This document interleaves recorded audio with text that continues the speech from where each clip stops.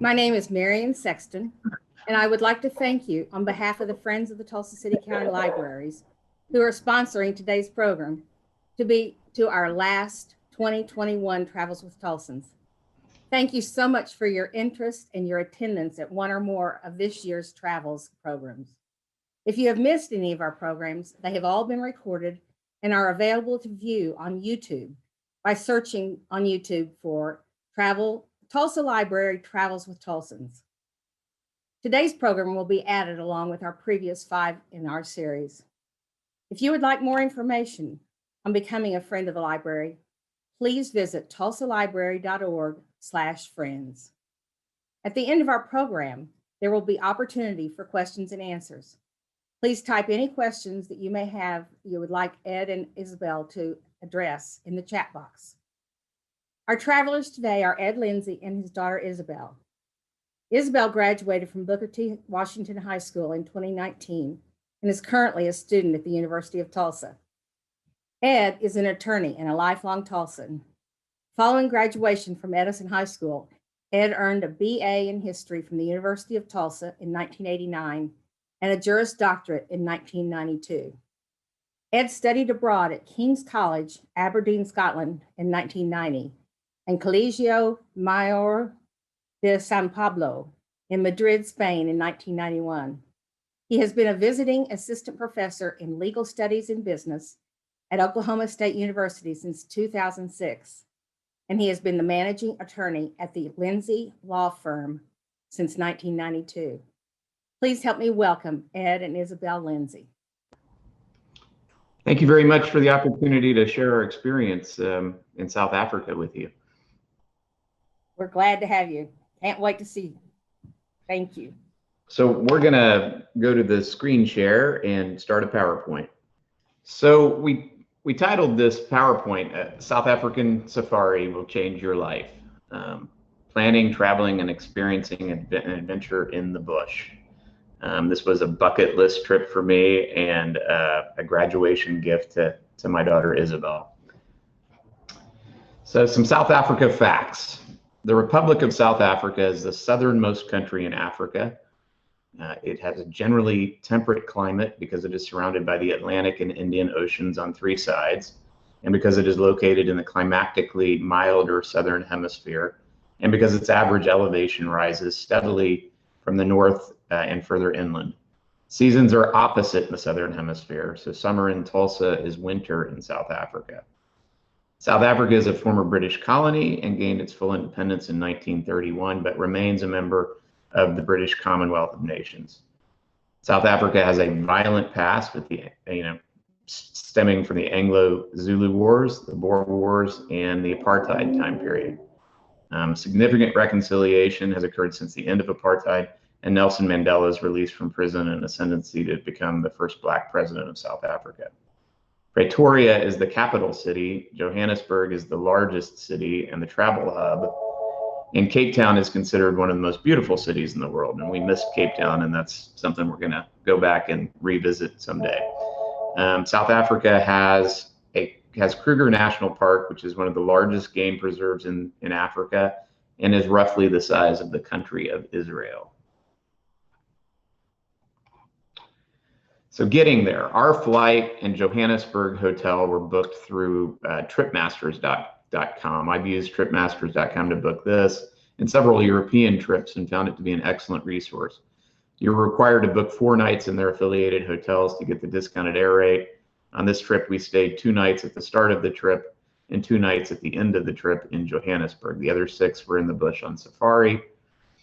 There's 2 basic routes to get to South Africa. There's the European route, which is the least expensive flight options and the most common. This takes a flight to a European hub like London or Amsterdam, and then a flight down to Johannesburg. That journey takes approximately 36 hours or more because you have long layovers in the European hubs. So there's the direct route is to get a flight from the US direct to Johannesburg. We flew Tulsa, Atlanta, Johannesburg via Delta Airlines. It's about $500 more than the European route, but it only took 24 hours. So Atlanta to Johannesburg is a 16-hour flight and the 3rd longest commercial route in the world. So you have to plan on 2 days travel both ways. I actually found the jet lag to be easier than traveling to Europe because you arrive in South Africa in the early evening. So you basically have a meal, clean up, and go to bed for a full night's rest. So what to do in Johannesburg? So our first day in Johannesburg, we went to the Apartheid Museum, which is in Johannesburg and has a great deal of information about South African history that I found really fascinating. They also have some displays like this first picture to the left, which is Isabel in front of the entryway, and it shows the whites and the non-whites entry into the museum. And there's several displays like that, and there's a great deal of information about Nelson Mandela at that museum. It was a really wonderful experience to go there. So I'll give you a little sampling of the food that we experienced in South Africa. So we experienced everything from English pub food, steaks, seafood, African dishes like chicken piri piri, which was kind of my favorite, to some really excellent Indian cuisine. So we also went shopping in Johannesburg, and the African craft market is a must. We bought curios and art, and it's kind of similar to a Mexican market where you haggle with vendors, and it was just an amazing view of African art and African curios, and these little statuettes are. We've got a couple masks here that are typical of South African indigenous peoples. We've got some Zulu princesses. We've got a carved giraffe and a decorated ostrich egg, which still have prominent spaces in my home. And then we have some African art over here that was a painting done by a local African artist. So how to book the actual safari. So book local outfitters, American outfitters. You can go through National Geographic or Travel and Leisure or some of those, but they're very, very expensive, and they only serve as middlemen for the locals anyway. So you want to decide what kind of accommodations you want. There are camps, there are lodges, and there are tree houses. There's everything from budget safaris to 5-star luxury safaris. We went more on the budget end for this trip. And if you go in our summer, prepare to be very cold at night. So I used this website to find the local Kruger outfitter, AfricanBudgetSafaris.com. And then our outfitter was Viva Safaris. And Viva was an excellent find. They were very good hosts. They were knowledgeable guides and were well situated for game viewing. We opted for a 6-day, 5-night treehouse adventure. The cost was around $800 per person. This included 2-night game drives and private game reserves, 2 dawn game walks, 2 full days in Kruger National Park on a drive, an animal sanctuary visit, and a South African bush barbecue called a braai. Breakfast and dinner were included and were home cooked by our hosts in the bush. And lunch was had on your own in Kruger, where there was a central kind of souvenir and dining hub or facility that they took you to at lunchtime during the game drives. So the nuts and bolts of the experience. So again, summertime here is winter there. Pack warm clothing and also prepare to layer. So mornings started at 35 degrees, but got up to about 85 degrees during the day. So you really need to layer, start with a heavy sweater and then be prepared to strip down to a t-shirt by midday. The safari outfitter will pick you up at your Johannesburg hotel early in the morning, and it's about a 6 to 8 hour journey to the safari by van. It's a very interesting journey traveling through South African farmlands, orchards, mountains, sport fishing rivers to the wild bush. You see all kinds of topography between Johannesburg and Kruger, and it's pretty interesting. Bring more than a phone to take pictures. I unfortunately brought my iPhone because I don't have a good camera. and I wish I had a good camera and knew how to use it. So our accommodations in the bush, they called it a tree house, but it was really kind of a house on stilts. But it sat next to a game watering hole, and we heard some interesting things at night during the stay there. Do you remember any interesting things that you heard at night, Izzy? Yeah, we heard some leopards, maybe. We weren't really sure, and just all different types of noises throughout the night. At one point, we did have some kind of animal banging on our rooftop. It was a little bit intimidating during the night, but it was really interesting and a good experience to be out in the wild among the animals. So we had a South African braai night, which is a barbecue, and this first photo is a picture of the entry into the area that they do the South African braai.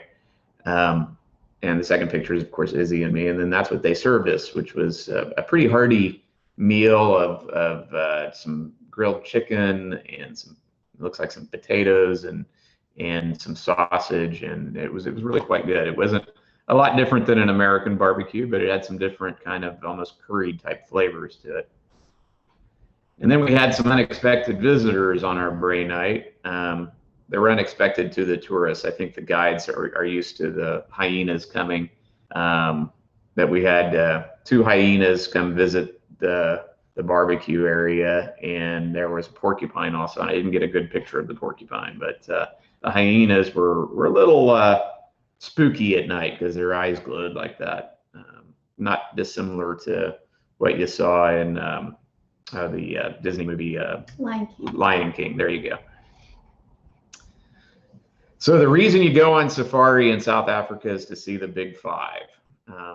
It's elephants, lions, leopards, rhinos, and Cape buffalo. So the term big 5 was historically used to denote the 5 most dangerous animals to hunt in Southern Africa. Fortunately, the term is now used to describe the most popular and exciting animals to view whilst on safari in Kruger National Park. And we got to see all 5 of these animals on our trip on safari.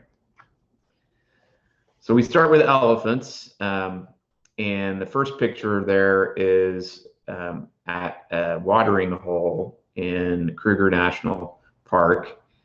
And if you remember the opening scene from The Lion King, where all the animals are coming towards the center, towards the watering hole, it is not dissimilar to that. The pictures really don't do it justice. It's just, on one, to our left were 3 or 4 lumbering elephants.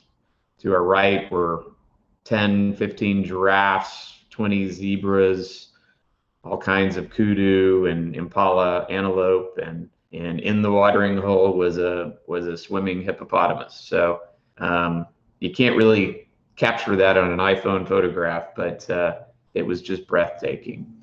And these other 3 pictures of elephants were on our first game drive, which was in the evening, and it was a private game reserve. And we came across these 2 young male elephants, and they were just they were ambivalent to us. They just kind of were eating brush and hanging out, and we got to get very, very close to them. And it was quite a thrill. And this bottom right photograph is one of my favorite photos because it just shows the guy in the hat in front was driving the truck, and all of a sudden this giant head peeks out of the brush, and there we were, and that's the reason why we went. So do you have any comments on that first night when we saw the elephants? It was pretty extraordinary. But elephants, if you go, you'll see the most of elephants, probably. They're pretty common. Yeah, they're very populated. Yeah, but the first viewing was really exciting. So I love the elephants so much that I had 2. These are the 2 elephants that we saw that we saw the first night we were out on safari in the private game reserve. And I had them, I had my photographs made into oil paintings from my office. So those are the pride and joy of my law office right now, and they hang prominently here in my office. So with lions, I did not take these photographs because my iPhone photographs were from far away, and the lions were fairly tiny. But we had a fellow safari person with us. She was from Aberdeen, Scotland. Her name is Audrey Deljarno. She shared this photo of the lion we saw, and to the left. And this lion, we came across him first thing in the morning, and when we got to Kruger, and he was sleeping on that's a kind of a sandy riverbed there, and he had just eaten a wildebeest. And the game guide said to us, he goes, "Oh, he'll sleep all day. We'll come back and see him before we leave this afternoon." And he was just, we kind of joked that he had the meat sweats, and he was just laying there. And so we went on our game drive for the rest of the day, and we came back to that spot before we left, before sundown, and he was still laying there. And then all of a sudden he got up and walked across the riverbed, and that's where that photo came from. And then this photo on the right, I took from the Viva Safari's website. This is one of their samples. One of the things that you have to realize about a game drive that they explain to you when you go on is you can't control what you're going to see. You may see 50 lions, you may see none, and it's just who you kind of by happen chance come upon during your game drive. So you have to be kind of patient and hope you get to see all the animals that you came to see, and appreciate the ones you get to see. So one of the most thrilling things were the rhinos, for me at least. We had 2 encounters with rhinos. The first rhino we encountered was a white rhino, and he was quite agitated and running around and not pleased that we were shining a light on him, and him or her. And so he was so fast we didn't get a photo of him. The second rhino was Black Rhino, and he's the picture to the right here. And we came across him in an evening game drive, and I snapped that photo of him with my iPhone. But this one on the left comes from the website, the Viva Safari's website. I think it's just a beautiful picture of a rhino at either sundown or sunup. And the leopards, again, this is one of Audrey's. These are Audrey's photos, not mine, because the leopards we encountered, we saw 2 of them, and they were so fast I couldn't get a picture of them because they're pretty elusive animals. But we were lucky to be able to see them because it's a really rare sighting. Yes, leopards are one of the more rare things to see in Kruger, and we were lucky to see the 2 that we saw. And this is the one we saw, this one on the right, and that's the picture that Audrey was able to snap. So Cape Buffalo, the pictures I had of the Cape Buffalo from my iPhone were not that good. So these came from the Viva Safari's website, but they are a massive animal, and while they may appear to be docile, they are extremely dangerous. So the guides tell you to be very, very cautious and not make any sudden movements, because you don't want one of these 1,000-pound buffalo charging the game vehicle. So we encountered many other animals on this trip to Kruger. So including giraffe and zebra and wildebeest, baboon, ostrich, monkey, and I found the fish eagle was kind of interesting as well. So we saw hundreds, if not over 1,000 giraffes in Kruger National Park. Yeah, those were pretty common too. I mean, they're just everywhere, and by the end of your game drive, you're almost numb to the fact that you're looking at wild giraffe. They're just so plentiful and so amazing, and such a peaceful, beautiful animal.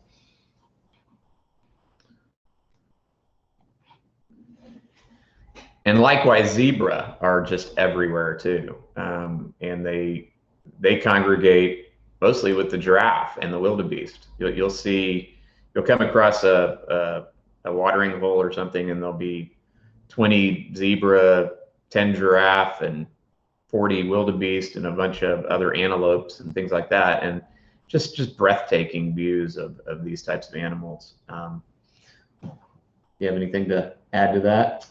Oh, one thing that was interesting about the zebras was all the different coat combinations that they have, that you could see, that I haven't seen before. So. Yeah, zebras' stripes are like fingerprints. Every zebra's stripes are unique. So you do see this wide variety of zebra striping, and that was pretty neat. I found the wildebeest to be kind of interesting as well. They're an antelope, but they look like cattle to me. And this is a blue wildebeest. And if you look at it, it has this kind of bluish tint to it, to its brown coat, and a really fascinating animal. And then we would see baboon everywhere as well. A little fun fact is, do you know what you call a bunch of baboons? They call them a congress, which I found was quite funny. So there were congresses of baboons everywhere we went, and they're very shy animals, so they'd run as soon as they saw you, but they would be running. And then I took both these pictures with my iPhone, and the first one, you can really see the coloring of the baboon. But the second one is a mama baboon with, and if you look right here, you can see that she's got her baby on her back. So kind of a cool photo. And then the fish eagle is similar to the American bald eagle. It looks exactly like an American bald eagle, but they're fairly plentiful in Kruger Park, and they hang around watering holes and hunt fish. Not dissimilar to what I understand American bald eagles do, because they're mainly fish eaters as well. And so the last animal I've got a good photo of is an ostrich, and we saw a couple different ostriches, and they would just be running down the dirt road, kind of like they knew where they were going, and they were kind of a fun sight to see.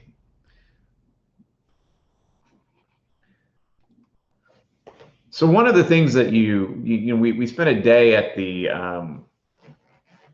the sanctuary in Kruger, where they rescue animals, and they provide some veterinarian care to injured animals. And they gave us a pretty good talk about the complex nature of game management. So we gained some new perspectives. And so my old way of thinking was we should save all the animals, that we should rescue injured animals, and we should ban all hunting. And that's just my proclivity to be that way. And but when you go to Kruger and you see all of these animals, and you listen to the game wardens and what they have to say, you develop a new way of thinking. And so in game management, every solution brings new problems. And rescued animals can rarely be returned to the wild. So they either must live in captivity in zoos or become ambassador animals. Because once you feed a wild animal, it becomes dependent upon getting food from you. And it becomes easier to get food from you than it is to hunt naturally. And so, one of the game wardens talked about, if you come across a litter of baby lion cubs and its mother is dead, do you rescue those baby lions? And my inclination before the safari would have been, of course you do. And his discussion was, well, you have to take into consideration, once you rescue those lion cubs, they become dependent upon you, and they will live a life in captivity after that. and there is a place for what they called ambassador animals to use for educational purposes, but there's only so many ambassador animals that they can have. So what they normally do is they let nature take its course and leave the baby lion cubs behind. And while that's heartbreaking when you think about it, it becomes necessary when you understand that you're kind of meddling with nature by rescuing that animal. So game management is a very complex problem, and I don't have any answers about it. I just have an understanding of its complexity. You have anything to say about that? Another thing when we went to the rescue reserve is he talked about breeding in captivity and how much of a problem that was. And so one thing I really liked about that rescue center is that they didn't breed any of the wild animals that they had rescued. And so they wouldn't let generations of animals live in captivity. So one of the complex problems that they talked about was elephants and leopards. So Kruger has approximately 20,000 protected elephants. They do not allow hunting of elephant in Kruger National Park.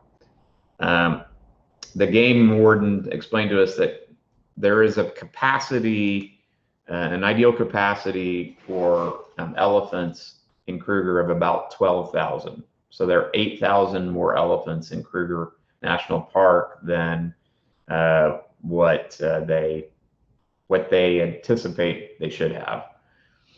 And the problem with elephants is they eat trees and shrubs, and when they go through a field, they devastate mass areas of trees and shrubs. And it is difficult. They also have complex family units. They mourn their dead. I mean, we've all seen the National Geographic episodes and magazines about their complex family relationships. And it's difficult to move elephant herds to other game preserves because of their size and the size of their family units. So I'm not here to advocate culling the herd, just pointing out the problem that was much more complex than I expected. So leopards, on the other hand, they need trees. And so the way a leopard hunts is it will pounce on its quarry, usually an antelope, a zebra, or a wildebeest, or a kudu, and it will kill that animal, and then it will hoist it up to the top of the trees to feed, and it will feed over several days on that carcass. So with trees being threatened by elephants, leopards have difficult and fewer hunting grounds. So the increases in the elephant population threaten the leopards, and the leopard population consequently is now down in Kruger. So saving leopards needs attention. And so one of the things that, each solution brings on new problems, and that's the one takeaway I got.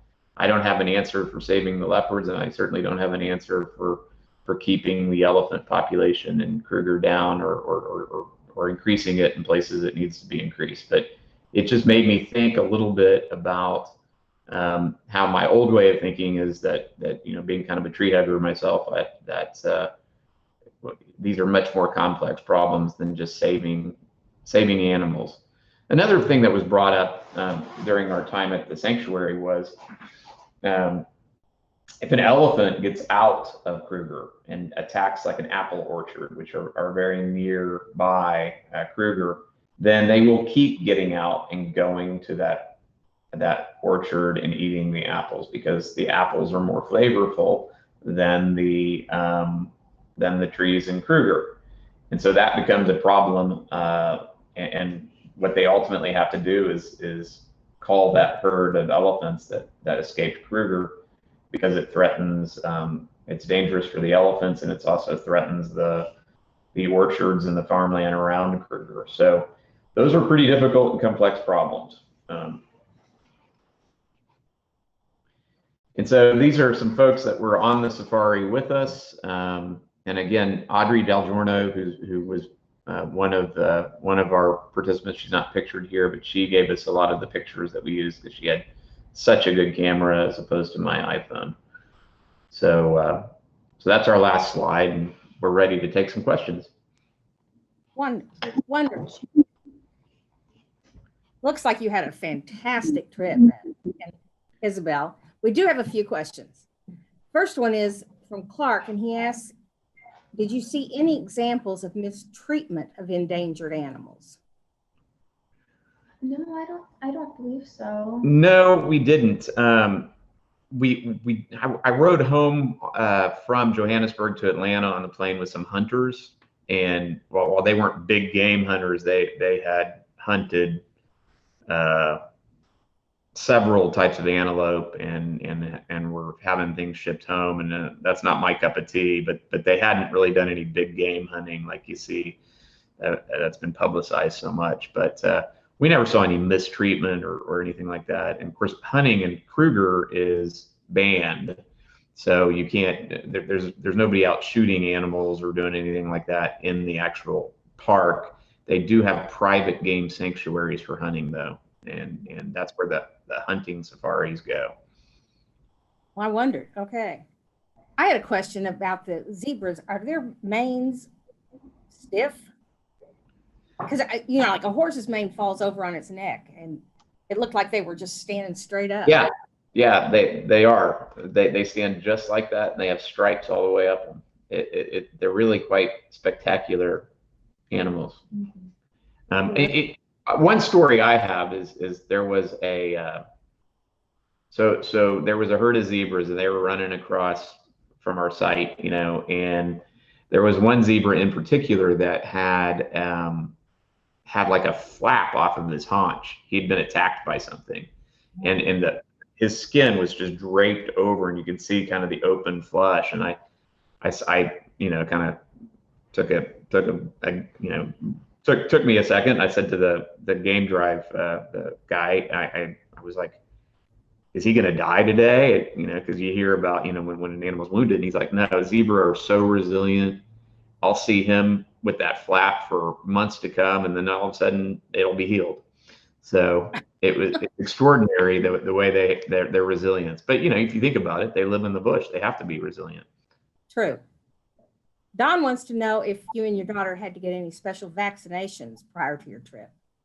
Yes, we did. We went to and I should have included that in the PowerPoint. We went to Passport Travel here in Tulsa, and we got up to date on what did we get? Measles. And hepatitis, I think, was one of them, and one more that was required, because I was up to date with all of my shots from just being in public school, but you had to get a lot. What's that shot? It's escaping me. Where you get hepatitis? No, it was where you cut yourself on something metal, and then you have to go. Tetanus. That's it. Yeah, I couldn't think of it, but I had to get a tetanus shot because I hadn't had one in over a decade. So we got that, and then we were given malaria pills because of mosquitoes.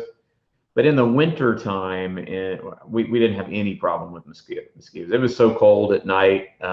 They gave you a hot water bottle to put in the bed, and you could see your breath, and heat. There was no heating. You were in a bamboo treehouse, so it was cold and quite an experience.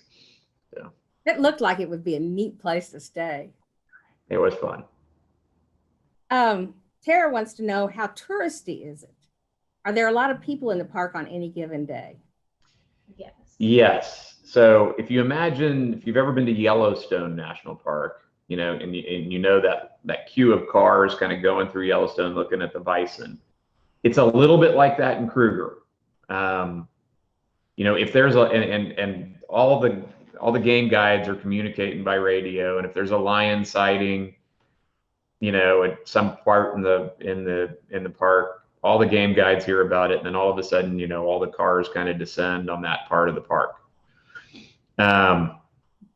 That was true of Kruger. In the private game reserves, and we had 2 private game reserve drives, and then we had 2 private walks in the mornings. in private game reserves, those were completely, they did not have a touristy feel at all. You were out in the bush and you were out with your guide, and that was it. There was maybe 10 people in the trucks with you, and that was it. And that was pretty neat. Well, when you say private game reserves, they're actually owned by individuals? Yes, they're owned by private companies, or the way the Viva Safaris does it is we had one night. Our first night in the bush was at a private game lodge. It wasn't at the tree houses, and attached to that game lodge was probably I'd want to say a couple 100-acre game preserve. And on that game preserve, they had lions and leopards. We didn't see any lions and leopards on those, but they told us that there were, and I've seen pictures on their website. And they had elephant and giraffe and zebra and kudu and impala and all of the animals that we saw. And you would go out, they were dirt roads, very rough terrain. The guide would say, this is an African massage. As you drove through the game, you could just kind of, you just got beat up. And he would joke, and he would call the impala the Bush McDonald's, because that was what all the lions and leopards eat, is the impala. And so, yeah, the private game, you don't see the vastness like you do in Kruger, but you see the animals kind of a little bit more up close and personal in the private reserves. And then we got to do the game walk. In Kruger, you can't get out of the truck. So they take you for a walk, and the walk is, they line you up in a single file line, take you on this walk. And at the front of the line is one game warden carrying a shotgun, and behind you is another game warden carrying a shotgun. And the game wardens are like, the first shot is always to scare the animal if we have an animal. The second shot is to take care of the animal if it's still aggressive. We never had any problems like that at all, but those game walks were neat. She, being a teenager, she wouldn't get up early enough in the morning to go with me on but I really enjoyed that. That was pretty neat. I saw a giraffe, 100 feet from me on foot, and you just don't have an appreciation for the size of a bull giraffe until you see it standing, on the ground with it 100 feet from it, and you're looking up at it. It's the most massive animal. So. Wow. You mentioned kudus, and so while you were talking about it, I Googled to see what a kudu looked like. Wasn't sure what they were. Right. It's an antelope. Yeah. So the kudu and impala are like the most common antelope. And probably I should have included pictures of them in my PowerPoint, but they're the most common antelope in Africa, and also the most common prey for the big game. So for the lions and the leopards. Another question, how were the drives to see the game? Were they long and difficult? It depended on the drive. Some of them were really long and some of them were decently short, but they were rough on your body, especially the private game drives. The terrain was really rough and bumpy, but it was all worth it. Just so beautiful. The game drives in Kruger, what they would do is we would leave the camp at 6:37 in the morning. And of course, it's like 35 degrees outside, so you're bundled up and you're in this open terrain vehicle. So you're covered with blankets, and it was probably a 45-minute drive to Kruger from our treehouse lodge area. And then you would go in, they'd have a little coffee station, you get some coffee, and then it was an all-day experience in Kruger. And you went from 35 degrees in the morning to 85 at night, so you're throwing off the blankets, and there was a lunch break in between. Those were long days. Mm-hmm. Those were long days, but they were amazing days. I mean, you got a lunch break in between. Yeah, you got a lunch break, and they'd stop and they give you comfort breaks every hour or two. We'd find a restroom or something, and they'd let you out so you could stretch your legs. Kruger's massive, but like Yellowstone, there's stations where you can go and buy a drink of water or bottle of water or Coke or something and use the restroom. They And have restaurants too. and then at the central hub they have restaurants. So Wonderful. yeah. So they do have buildings, not just outhouses. Right. In fact, the Sounds central hub was really kind of a nice shopping area, and they had several different restaurants, and it's well situated for tourists. So. But when you were in the vehicle, you could not get out of the vehicle, right? Right. You cannot get out of the vehicle in Kruger. Well, that would be safer, I'm sure. Yes. Well, we really, really appreciate you doing this. And it looks like, what year did you go on this trip? I assume it was pre-pandemic. Yeah. 2019. It was the summer of 2019. So it was for Isabel's graduation. It was just the two of us, and we went the summer after she graduated from high school. That's quite a graduation present. It is. I've never been to South Africa, so you've got one over on a lot of adults. Our next adventure is going to be to see the gorillas in Rwanda or Uganda. Oh, wow. Maybe for her graduation from college trip. Several people are saying thank you. And one person, Don, says, what a great father-daughter trip. It was wonderful. It was. Okay. Well, thank you so much. And thank you to all of you who have joined in on the Travels with Tulsans Zoom meetings. And we'll see you next time. In fact, Book Sandwiched In starts on March the 9th. So tune in for that. Thank you so much, Ed and Isabel. Thank Bye-bye. you. Bye.